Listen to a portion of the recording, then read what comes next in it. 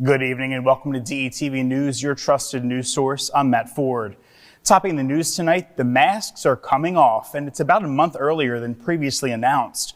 On Monday, Governor John Carney announced the retirement of a mask mandate on all state of Delaware schools, kindergarten through 12th grade, starting this Wednesday, March 2nd. That's following revised guidance provided by the Centers for Disease Control. As of tonight, masks will no longer be required in child care or educational facilities or on buses, while vaccine and testing requirements expired Monday night. As for individual school districts across the state, many are holding their own emergency meetings to discuss how they will move forward with the end of the mandate. In addition, the Delaware Judiciary announced Monday it would allow its mask policy to also lapse this Wednesday. Both staff and members of the public will be permitted to enter Delaware court facilities without face coverings.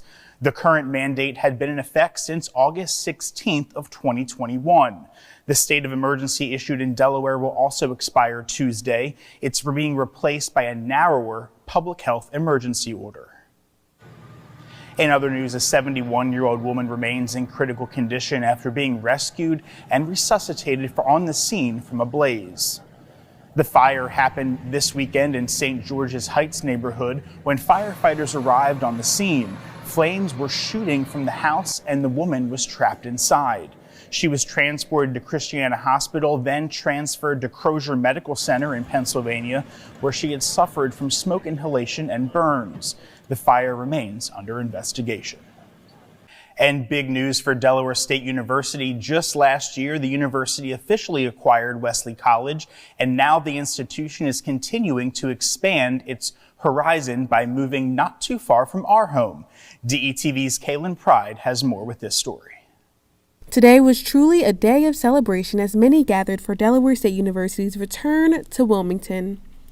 Capital One and the university partnered to unveil the historic downtown facility that will be the new home to the university's School of Graduate, Adult, and Extended Studies, a new partnership with the Teen Warehouse, and an incubation hub for micro and small businesses. Many, including the Delaware Congressional Delegation, Delaware State University's trustees, faculty, staff, and students, along with Governor John Carney, Wilmington Mayor Mike Brzezicki, and other civic leaders cut the ribbon for the university's new location at the riverfront. Capital One understands the significance and the importance, as well as the credibility and the excellence of HBCUs. We have Delaware State University, and we're really proud of the vision that they have. The $4.7 million facility was donated by Capital One last summer, and president of the university and chair of President Biden's Board of Advisors on Historically Black Colleges and Universities, Dr. Tony Allen, was truly proud of this moment. Our friends at Capital One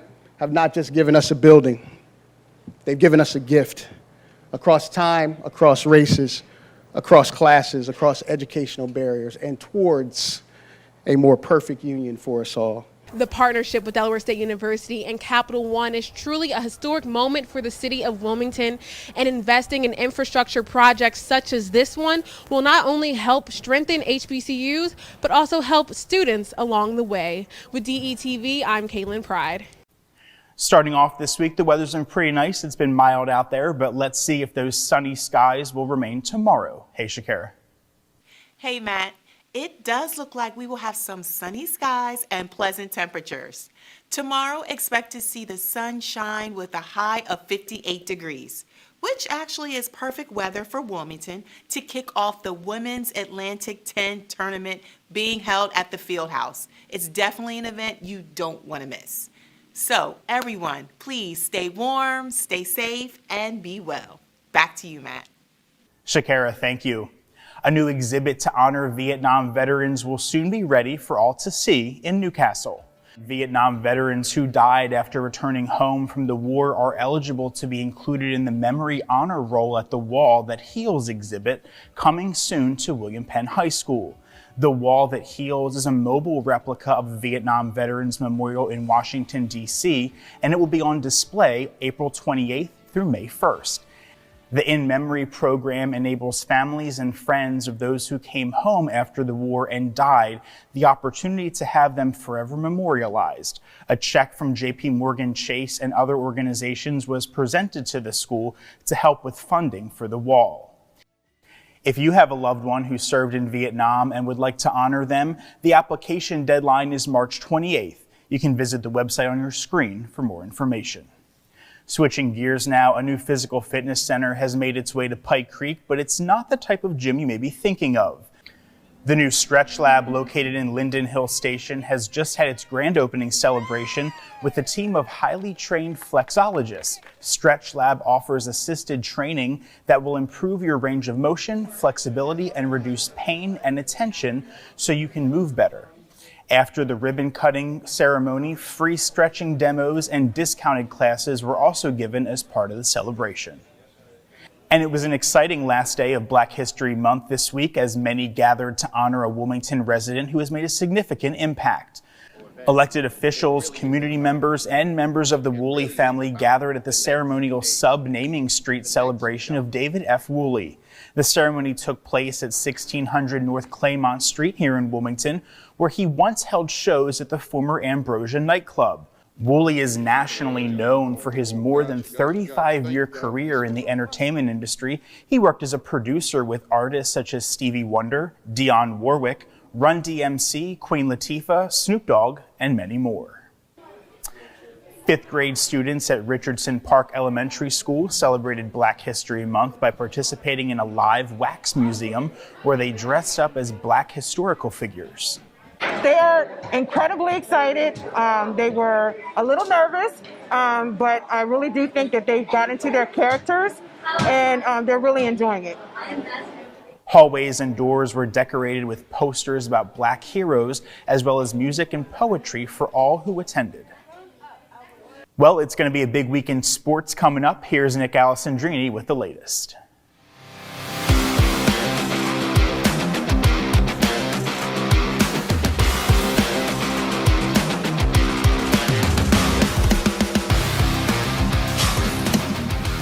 Hey everyone, I'm Nick Alessandrini. It's playoff time for winter sports here in Delaware, and what a weekend it was down at Cape Henlopen for the wrestling state tournament. And now the basketball state tournament is set to get underway this week as well. Also, the University of Delaware, they wrapped up their regular season on Monday. We will get you everything you need to know for the upcoming CAA tournament this upcoming weekend for the Hens. But let's start with the crowning of 14 wrestling champions. It was a great wrestling tournament in front of a sellout crowd this past weekend at Cape Henlopen High School. New champions were crowned, and others made their way back on top of the podium for the second, third, and even fourth time. Finals began Saturday at 195 pounds, where Max Agresti brought home the first state title of the night, bringing one back to Wilmington for the Sows. Then what a match at 220, where Tyler August from DMA gets a takedown with 10 seconds left to become a Delaware state champion. On to 285, where it once again came down to the wire. After a stall call on Burke, Lucas Strupert was able to escape and earn himself a state title for Cape Henlopen. Then at 106, we saw the freshman from Sussex Central put on a show all tournament long. Malachi Stratton, following in his brother's footsteps, gets his first state championship this season. At 113, it was deja vu for Eddie Radicke from Caravel. The freshman brought home the very first 8th grade state championship last year and brought home number 2 this year for back-to-back titles for Eddie Radicke. At 120, we saw history over the weekend. The Smyrna senior and future Drexel Dragon, Gabe Giampetro, brought home state championship number 4 for the Eagles. What an accomplishment. Gabe joins a rare list of 12 wrestlers in Delaware history to take home 4 state titles. Here's what he had to say on Saturday night. I mean, it was a long journey. Like, from freshman year to senior year, I've done a lot. I have truly done a lot. And I've taken out some really big names. Like, throughout the years, I've taken out countless nationally ranked kids.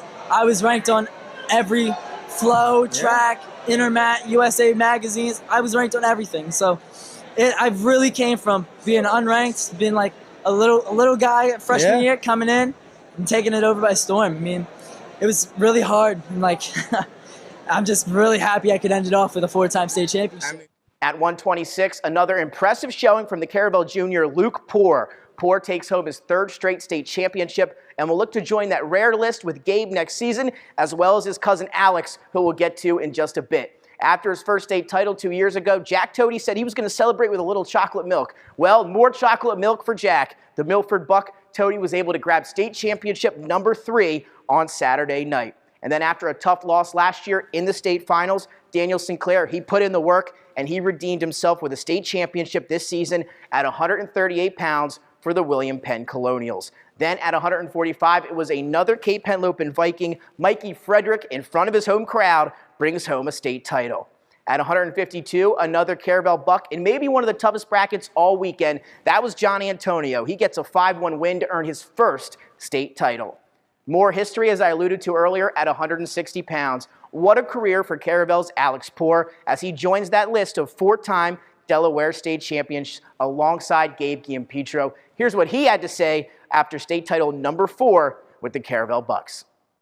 Yeah, I had this goal since when I first started wrestling.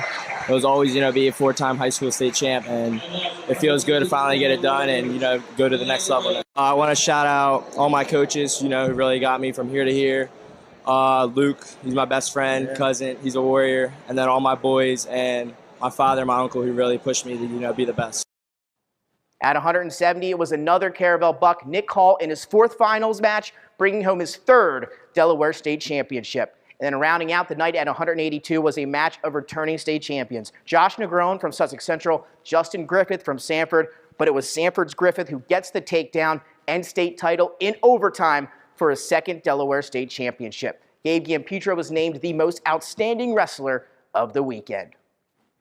Now to the hardwood as we have both the boys basketball state tournament getting underway tonight in Delaware. The girls, they're set for tomorrow. But you can check out the bracket now on your screen. A minor switch at the boys bracket here at the number 24 spot. It was originally Del Castle, but after an appeal from Polytech, it will now be the Panthers in at the 24 seed. First round underway tonight at the location of the higher seed. Sally's, they get the 1 seed for the boys, and the Caravel Bucks, they get the 2 seed. Second round matchups will be at all the high school locations and are set for Thursday, March 3rd. Quarterfinals, Saturday, March 5th, and then the semifinals will be at the Bob Carpenter Center on Thursday, March 10th. Now over to the girls bracket, which is set to get underway, as I talked about earlier, Wednesday night. Your top seed is the Caravel Bucks, led by Coach Kristen Caldwell and guard India Johnston. Sanford, they grabbed the 2 spot after a great regular season as well for the Warriors. Again, the first round is set for Wednesday, the second round Friday, March 4th, quarterfinals on Monday, March 7th, and the semifinals on Wednesday, March 9th at the Bob Carpenter Center. You can catch all the action for both the boys and the girls state tournaments on the NFHS network. The University of Delaware men's wrapped up their regular season on Monday, a tough loss to the Towson Tigers. Now they are finished the regular season. They finished with a record of 19-12, 10-8 in conference, and they earned that 5 seed in the upcoming CAA tournament, and they will face number 4 Drexel in round 1. Tip-off is set for 2:30 p.m. on Sunday down in Washington, D.C. Semifinals, they're set for Monday, and the CAA championship, if the Hens make it, will be played Tuesday, March 8th. The winner of the CAA tournament will punch their ticket to the big dance and head to that NCAA tournament. Good luck, Delaware. And don't forget, the A10 tournament is this week at the Chase Fieldhouse. You can catch all the action there. Again, what a tournament it's set to be. Again, production brought to you by DETV. Make sure you head out to the Chase Fieldhouse Wednesday, Thursday, Friday, and check out the A10 women's tournament. There's some Delaware faces you'll be able to check out there as well. For sports, I'm Nick Alessandrini. I will see you next week on DETV News. Now back to you, Matt. Thanks, Nick. Well, that'll do it for this edition of DETV News. Thank you so much for joining us tonight. I'm Matt Ford. Be sure to check out DETV across your favorite social media platforms. Stay well, and we'll see you next time.